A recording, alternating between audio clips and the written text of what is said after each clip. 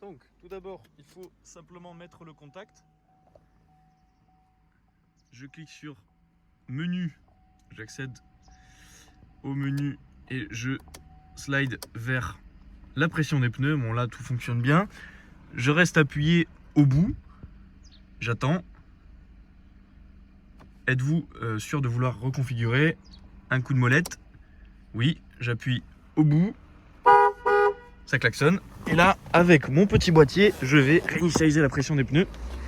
Donc là, je vois que mon clignotant s'est allumé du côté où il faut que je commence. Ici, on voit qu'il reste allumé. Donc je vais pointer mon boîtier sur la valve et je clique. Et j'attends quelques secondes. Voilà, ça klaxonne une première fois. Ensuite, je passe de l'autre côté. Voilà, le clignotant a changé de côté. J'appuie.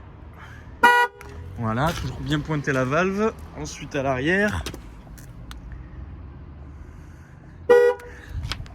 Hop, là on passe au dernier. Et une fois validé,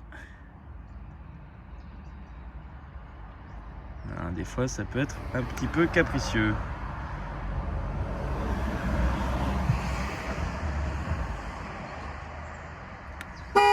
Voilà. Voilà, une fois qu'elle klaxonne 2 fois à la fin, ça veut dire que la réinitialisation est faite. À ce moment-là, tout est ok. Si jamais, là par exemple, ça a un petit peu galéré sur la fin, donc ça veut dire que la valve ne détecte pas tout de suite, mais la valve peut aussi ne pas se détecter du tout. Dans ce cas-là, il faut soit changer la valve,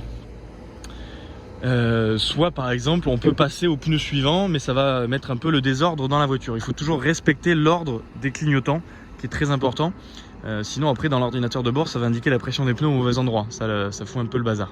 Donc voilà, à partir de là on peut par exemple deviner quelle est la valve qui déconne et remplacer cette valve là. Voilà.